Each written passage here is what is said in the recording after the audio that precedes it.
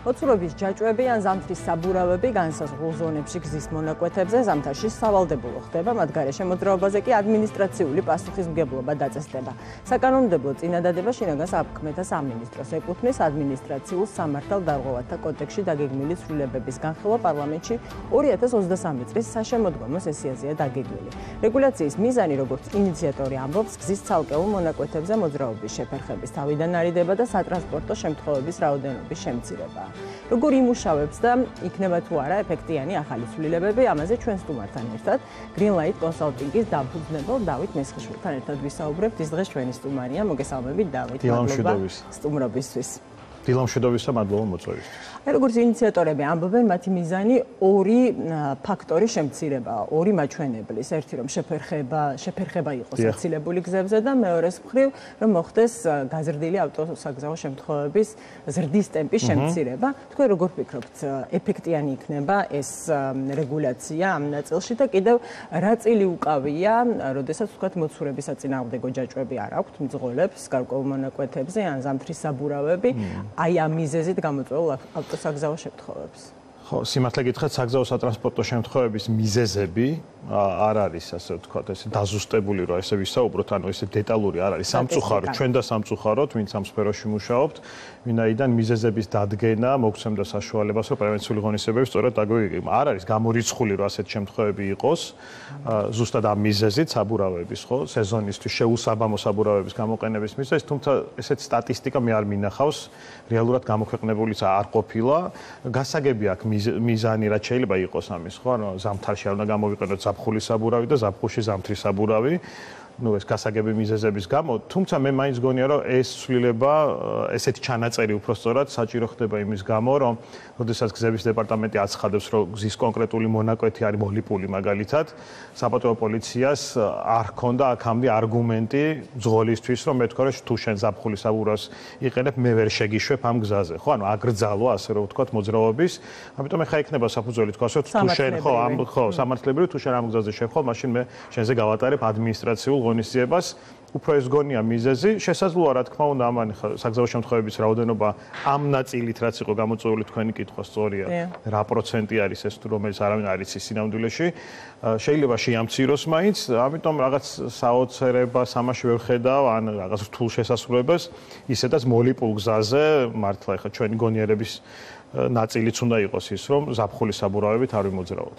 იცით დეტალები ამ კანონპროექტის შესახებ, ჩართული იყავით განხილვებში, ან იცით მაგალითად რამდენია ეს ჯარიმა ადმინისტრაციული, ან როდის ამოქმედება, როდის დაიწყება განხილვა? ხო, ესეთ განხილვა კონკრეტულად ამ საკითხთან დაკავშირებით არ ყოფილა, ამიტომ კარგი იქნებოდა, ვინაიდან არც მეტი, არც ნაკლები საერთოდ ცალკე არსებობენ საბურავის ექსპერტები, რომლებმაც დეტალურად იციან საბურავის შემცველობა, სეზონურად, როდის რა უნდა გამოვიყენოთ, რა ამინჩი, რა თვიდან, რომელ თვემდე და ასე შემდეგ. ამიტომ ესეთი რაღაცების გათვალისწინება, როდესაც ასეთი ცვლილებები ხდება, იქნებოდა კარგი. ასეთ კონსულტაციები სამწუხაროდ არ ყოფილა და მნიშვნელოვანია, რომ როდესაც ცვლილება შეგაქვს, თუ საბურავი იქნებდეს თუ ნებისმიერი სხვა რამ, ხო, იყოს ცნობიერების ამაღლების კამპანიები მაქსიმალურად მიეწოდებოდეს საზოგადოებას, რატომ გახდა საჭირო ასეთი ცვლილება და იგივე აი ამ შემთხვევაში ხო კარგი იქნებოდა თუ აჩვენებდით საზოგადოებას ამ ცვლილების გარეშე რა სირთულეები იყო და რა მოგვარდება აი ამის შემდეგ. სამწუხაროდ ესეთი კამპანიები არ მიდის და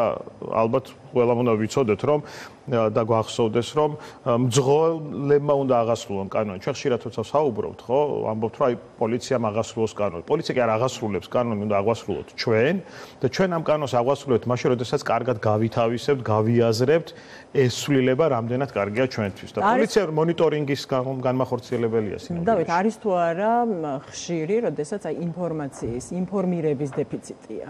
ანუ საკმარისი ინფორმაცია არ არის კონკრეტულად შემსრულებლებამდე მიტანილი. ხო, არის. როდესაც რეგულაციები თქვენ სფეროში მიიღება. კი, არის, ეხა აი მაგალითად და ცუდი რა არის ეგ, რომ თუნდაც ბევრი კარგი ცვლილება, ხო, რომელიც ტარდება ხე იგივე გამონაბოლქვის კონტროლის შემთხვევაში გზებზე, რომელიც 4 სექტემბრიდან შევიდა ძალაში, თარიღები კი იყო ცნობილი, მაგრამ საინფორმაციო კამპანია უნდა მოიცავდეს ცნობიერების ამაღლებასაც და უნდა მოიცავდეს ინფორმაციას, რატომ არის მნიშვნელოვანი გზებზე გამონაბოლქვის კონტროლი. ხა შეიძლება ვიღაცა მითხრას რომ ეხო ყველამ ვიცით, არ არის ასე.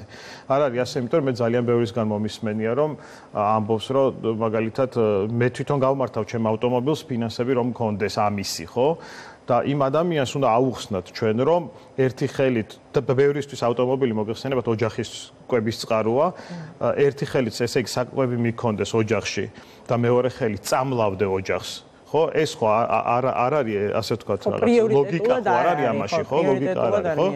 ამიტომ რო აუხსნათ იმას, რომ გამონაბოლქვი მაგალითად, გამონაბოლქვში მავნე ნივთიერებები ძირითადად კონცენტრირდება 1 მეტრის სიმაღლეზე, ძირითადად ბავშვების ჯანმრთელობას ურტყამს პირდაპირ გაგებით, ხო? ამ შემთხვევაში სხვა შედეგები გვექნებოდა. ანუ აქაც ეგ პრობლემა არის, რომ კარგი ცვლილება აი ახლა საზოგადოებაში ნაწილ საზოგადოებაში იცით როგორ არის ახლა გადაქცეული, ხო? ახლა გადაქცეული ისე რომ აი დაძდევენ, აჯარიმებენ, აჩერებენ, ანუ ის რომ რა უარყოფით შედეგებია გამონაბოლქვში მავნე ნივთიერებების კონცენტრაციას, მაღალ კონცენტრაციას. ამაზე ახლა საუბარი ნაკლებად მიდის სამწუხაროდ და ზუსტად ამის შედეგია, რომ ხშირად კარგი ცვლილება ხდება უარყოფითი შეფასების რაღაც საფუძველი.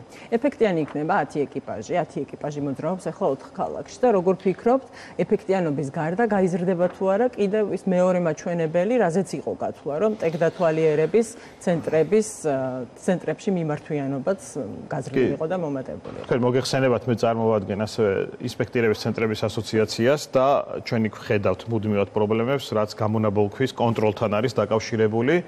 ძალიან ხშირი იყო შემთხვევები, როდესაც манипуляციას ჰქონდა ადგილი, ანუ ერთჯერადად ავტომობილის მოწესრიგება ინსპექტირებისთვის და შემდეგ ის ავტომობილი ინსპექტირების შემდეგ გზაზე, ასე ვთქვათ, ისევ აზიანებდა გარემოს, როგორც მანამდე ინსპექტირებამდე, ხო? ანუ ეს არის რაღაც манипуляციები და манипуляციების გზით ესეთი გაძრომა, ბოდიში ჯარგონზე ხდებოდა ყოველთვის.